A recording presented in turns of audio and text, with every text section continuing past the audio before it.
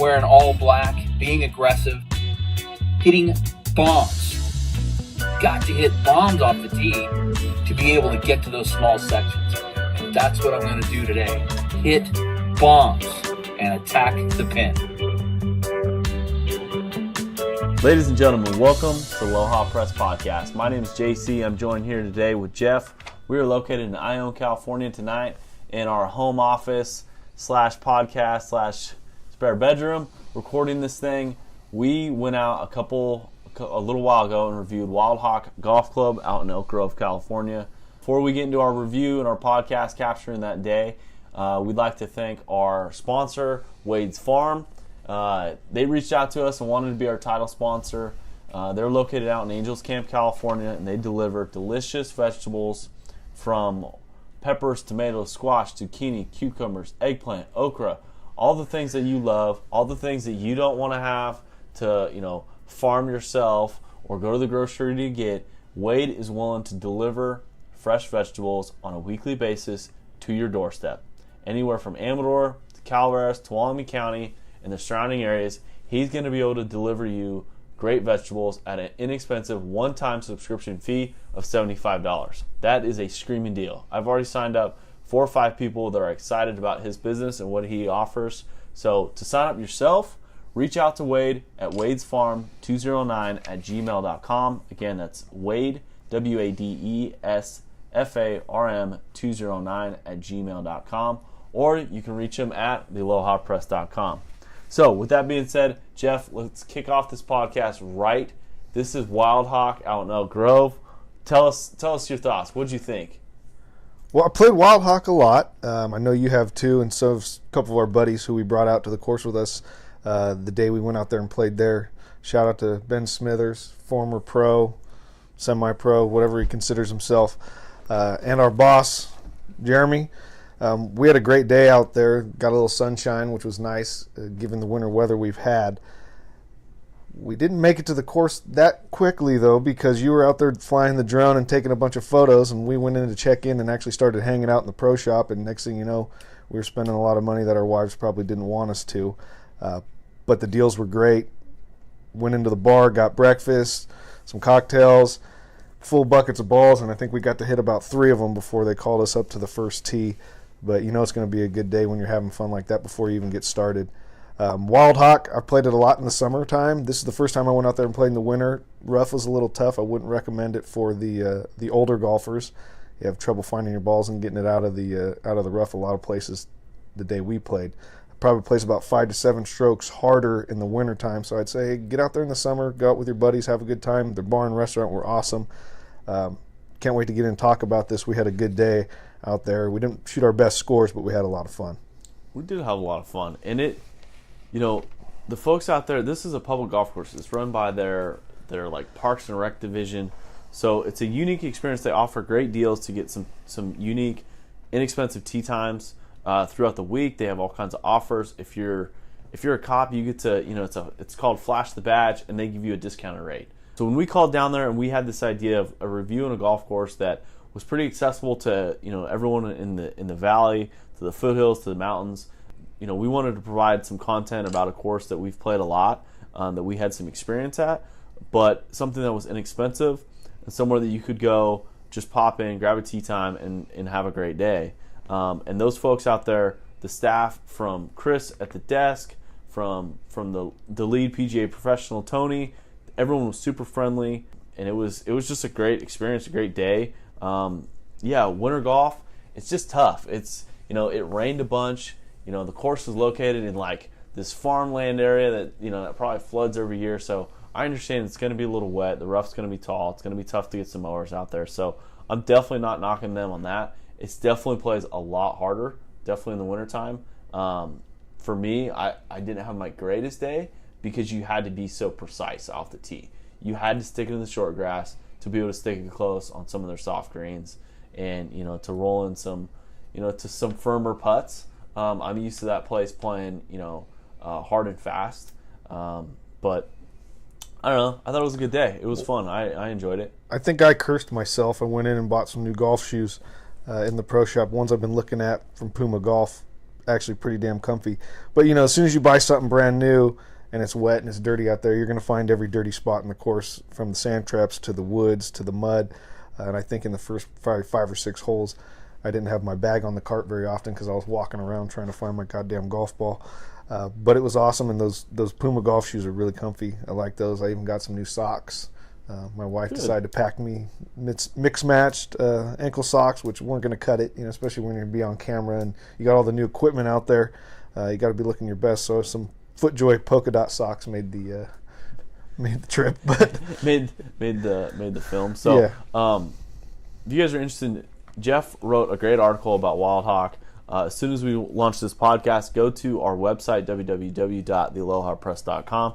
He captured the whole day's events and, you know, our experience in written form, and then we went ahead and filmed it all, and we'll have a two-part series of episode 2 of the Wildhawk Golf Club review, capturing our day. Took a bunch of footage out there, took a bunch of pictures. We launched the drone for the first time, which was deathly scary because there's like tall trees and power lines, and, you know, you're flying this $1,400 drone, you know, and the last thing you want to do is freaking sink it into someone's windshield, or, you know, tag some golfer with it, or, you know, have it get, you know, struck out of the air by some random golf ball. But so we teed off on hole number 1. It was 6,200 yards. It was pretty reachable. You know, there was a lot of things, you know, a lot of reachable par 4s. In my eyes, a lot of fun. What was your take on the reachable par 4s? Well, I always like to, you know, obviously the motto of the Aloha Press is, you know, no laying up. We're going for it. The one that sticks out in my mind at this course is on number 16. It's 280-something yards. It's got a big pond on the right-hand side, trees behind it. It just begs you to go for it, especially late in the round like that, you know, kind of make or break time. What are you going to do? You can lay up. You can go for it. Well, we decided to try to give it a go. I actually hit one of the better drives I hit all day and ended up in the back trees, which made for a pretty tough up and down. I think if I had to play it again, I would probably hit an iron off the tee, just because you got to be so precise, and it's kind of a weird distance. You know, those ones that are around 300 yards kind of give you your full drive. You know, you got to smash your driver. The ones that are a little shorter, it's kind of in between. You don't want to take some off, which is kind of like what Mr. Smithers did, and ends up pushing it, you know, 40 yards right, because you're trying to take some off your swing. But I like the go for it par 4s. The only problem, and I think my good buddy John Foosum can attest to, is when you do pull it out and you find a way to hit the green on the fly, or you roll one up there, generally you're left with about 50, 60 feet for birdie or for eagle. And what do most of us end up doing? 3-putting for par. So, you know, you're all jacked up, you're excited, you just bombed it on the green, everybody's, you know, excited, and then your buddy that hit 3-iron, you know, has 8 feet for birdie and knocks it in, and you 3-putt for your par, and you walk away losing the hole. So it's definitely tough, and for someone that's a lot shorter off the tee, those kind of awkward yardages maybe for you, where you guys are taking things off, you know, and launching it over the green. For me, that's not the way we play it. You know, a 280-yard hole, just hit driver as hard as you can, and you know what? Like one of our buddies might top one and lay up anyways. You know, right? like hey, you know, it kind of worked out for him, but you know, the Aloha Press mentality. I'm gonna pull driver every time, and I'm gonna just try and bomb it over the water. So for me, that hole was a lot of fun, but playing into being able to get it near the green, yes, I chipped on and 3-putted for bogey, and I was within like 15 yards of the green on this hole, so that was definitely frustrating. But speaking about that, 3-putting for par, God, that's got to drive you nuts. I think that's one of the worst feelings you can have out on the golf course, whether it's you've hit the par 5 and 2, or you found a way to hit the green on a short par 4. You know, you get up there and you start wondering, shit, am I going to just try to 2-putt here and get it close and get my birdie and get out of here? Or do you get the, you know, no, fuck this, I'm going to drain one here and get an eagle and kick their ass and maybe make a bunch of money in a skins game? Because that's all you're trying to do. You know, you got to make eagles in the skins game to make any money most of the time.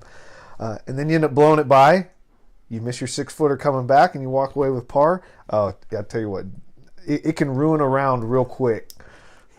Can fire you up pretty good. Yes. I've seen many putter tosses towards carts and trees. Right? That's how golf clubs get broken. Yes. You'd almost sit back and think, you know what, I should have just hit a goddamn 6-iron off the tee, had a wedge in, and not even thought about it because, yeah, it's very frustrating 3-putting for par. Either way you do it. Absolutely. And then, you know, for most amateur golf, we don't get to do it that often. So you make this heroic shot, and then you're on the green, and you're so excited, and you just blow it to the break to, you say 6 feet, which sounds really good. I'm talking about only 18 feet, okay? And then you're trying to get up and down for a birdie, and then you pump it past that, and then you're bogeying, and you're like, how did I go from an eagle putt to a bogey putt? And you're tapping in, and you just want to. Right, and everybody else in your group's loving it because not only are they giving you shit for the rest of the round for doing that, the next time you get that opportunity again, it's in your head.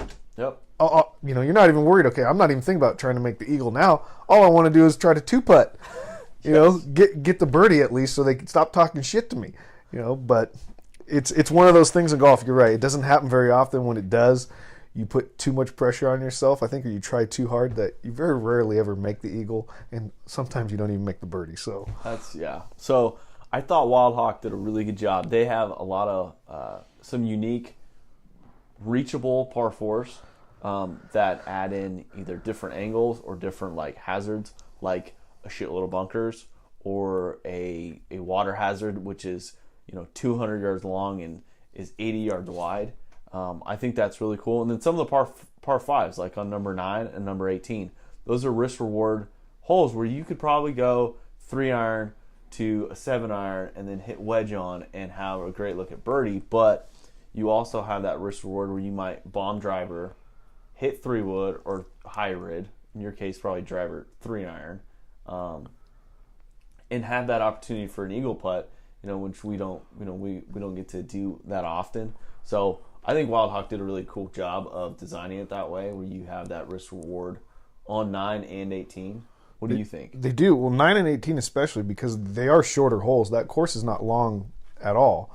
But you never can just step up to the tee and just bomb one and not have to worry about it. There's always a creek somewhere. There's a water hazard somewhere. There's out of bounds or some trees to where you sit up there and, you got to hit probably one of your best drives of the day just to keep it in play, to have a chance to get on there in 2. We didn't do that a lot. A lot of us kind of laid up on these today just because we were unsure with the rough and the winter weather. But they take those short holes, and because of the hazards they put in there or the way they move the fairways and the greens, they make you think a lot. There's none of those shots where you just step up to the tee and bang it. So they do a good job. Same thing with number 16, the short par 4. We play a lot of short par 4s around here where you can kind of just get up and hit as hard as you can. It doesn't matter if you miss right, left, short. You're usually going to just be getting up and down. Here, you got to hit about 1 out of 100 bucket of balls to put it on the green and actually give yourself a shot.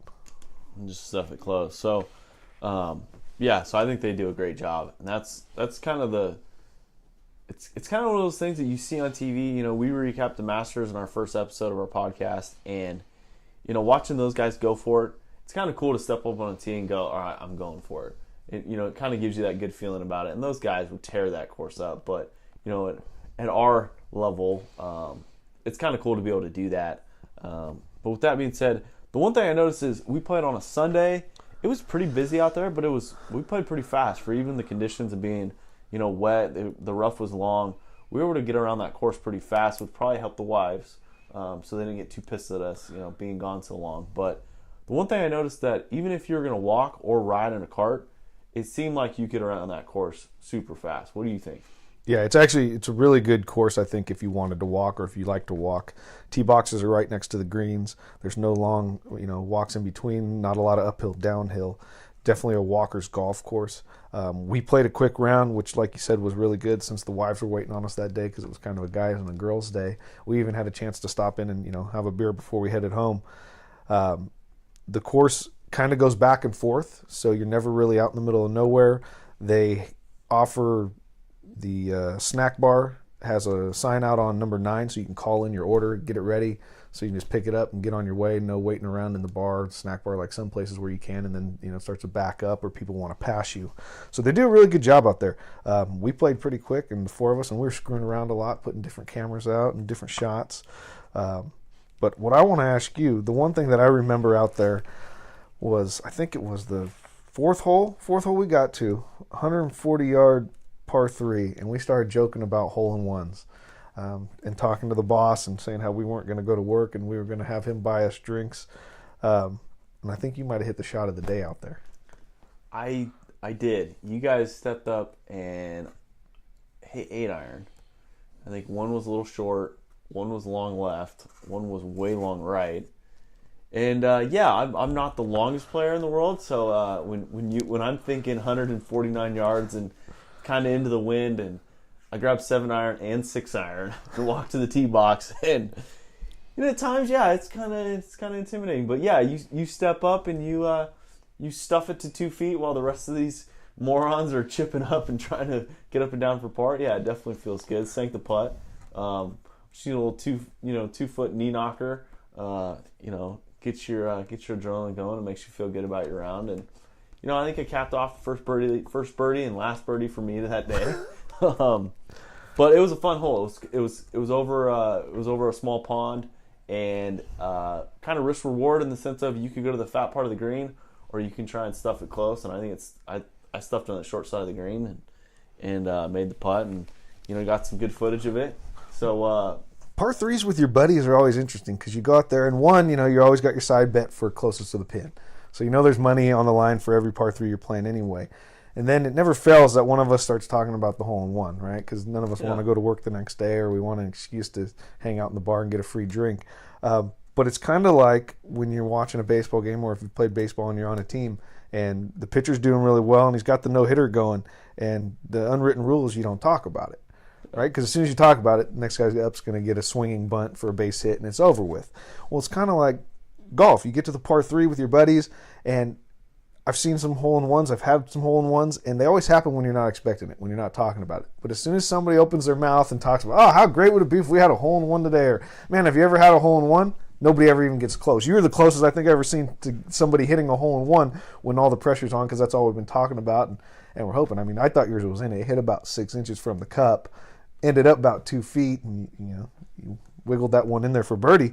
But, that's just par 3s. That's kind of how it is. Now, do you have any hole-in-ones? No, I do not have any any Have you seen some hole-in-ones? I've seen one hole-in-one. I've been close several times. I've seen guys hit it really, spin it, across the front of cups before. It's something that you chase, as a golfer, and growing up as a golfer. It's one of those things that, you always hear about, and, being the guy that goes into the pro shop or goes into the bar and has to buy all these drinks, and it's just such a memorable day. I've never been part of that. And the only hole-in-one that I've seen, the dude freaked out and ripped all his clothes off and was because he'd been playing golf for 30 years and never done it. So he kind of lost his mind, and it was to me, I was like, that guy is freaking nuts. What? It was a great shot, but I don't think you need to take your pants off. But, how many have you had? I have 3 hole-in-ones. Oh. But I remember back in the day when I was a kid and we played golf at Mace Meadows a lot. A lot of people listening probably have no clue what Mace Meadows is or where it's at. It's a little golf course up in Pioneer. They're trying to rebuild right now and come back.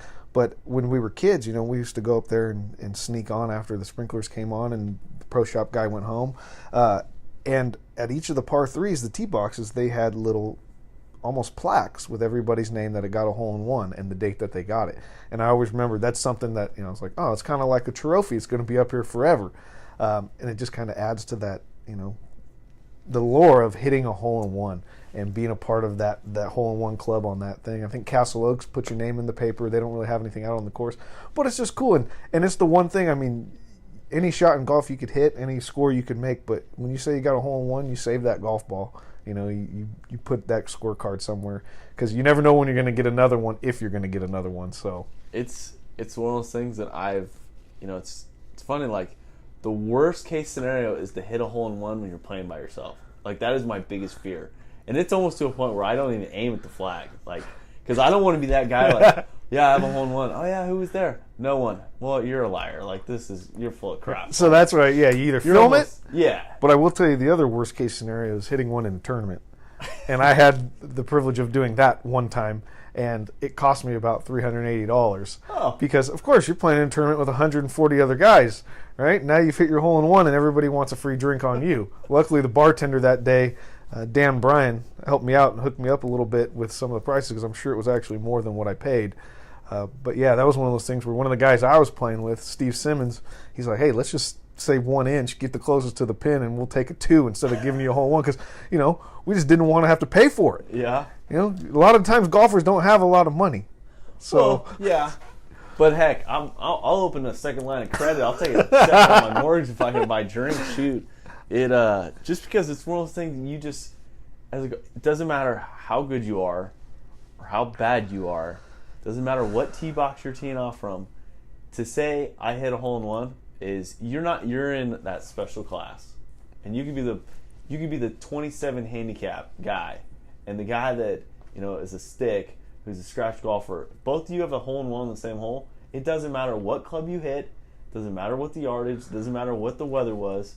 You're part of that crew, and so I'm sure I've got the hole in one curse, and I'm sure I'll make a very large donation to the bar the day I do it. I'm sure I will. I don't know. We'll see. Well, hopefully when you do it, it's one of these days where we're out there filming and we can document it for everyone. that'd be awesome. You might be like the guy that takes his clothes off and runs around. You just don't know yet. You never know.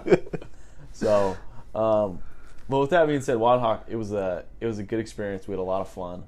The thing that I liked about Wildhawk was I don't want to say it was relaxed, but if I showed up in shorts, an untucked polo, and my visor and my music blasting from our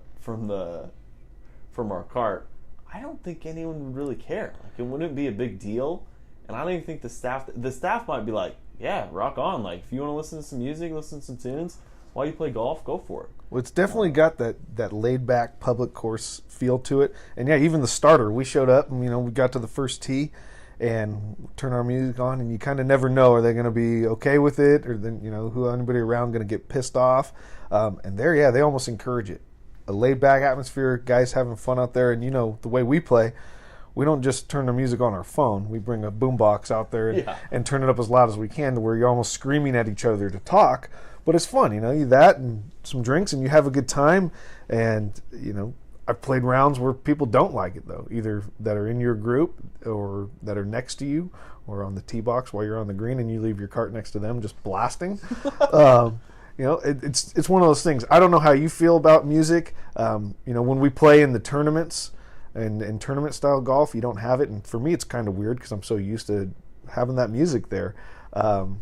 What do you think? Do you like playing with the music loud? Does it bother you? No, it doesn't bother me. Like, it almost takes away some of the distractions of golf, like having to worry about your putt, or like some of the anxiety that comes along with golf. Like, if you got some music and you're able to sing along or freaking bob your head a little bit, like, I don't know, it kind of takes away that, and it kind of relaxes you, and it takes I don't know, adds some fun to it. It adds some entertainment besides just the typical birds chirping, and I mean, that's all great and everything, but sometimes I just want to listen to some music and have a good time with my buddies, and play some golf. There's times even when maybe your round's not going too well, and you're sitting there and you've been listening to country music all day, and it's just not cutting it. You haven't made any birdies, and so it's time for a song change, right, or a music change. You go from listening to Tim McGraw to Too Short. Yeah. Next thing you know, Too Short comes on, and you make a couple birdies out in the last 6 holes, right? And it just kind of changes the vibe.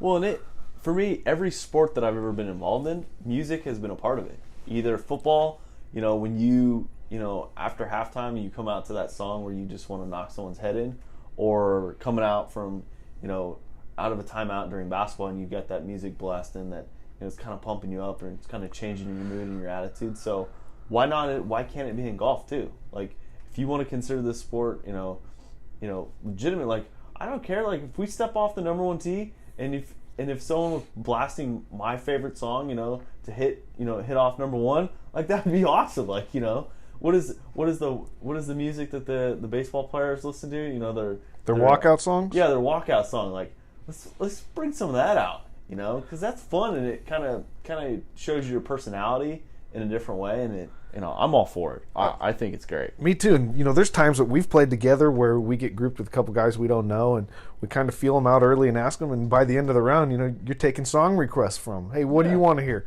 And you put their song on. We're all joking around and having a good time, and sometimes we start singing. You never know, but I think it makes it a lot more enjoyable, especially when you're out there for 4 or 5 hours sometimes, and golf can get a little long.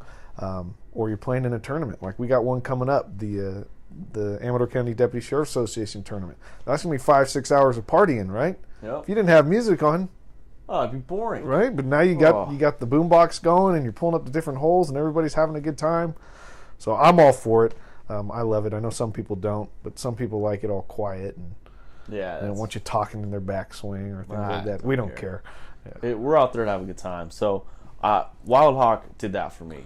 If someone wants to go out and play a golf course that's inexpensive, that's in great shape, that it's going to be a lot of fun, you're going to be able to hit a lot of different shots, be able to play your music, either walk or ride, I'm going to direct them right to Wildhawk. And those guys down there, those guys and gals down there did a really good job. Not just, it was the rough was rough, and the greens might not have been in the greatest shape, but the experience alone with the staff being as friendly, the facility, the bar, the restaurant, they really stepped up and made a great experience and made a great review of our article and also the videos that are going to be coming out. So go check it out on www.thealohapress.com. See our Wildhawk review. Give us a like on Facebook, Instagram. Follow our YouTube channel where you can find all our videos.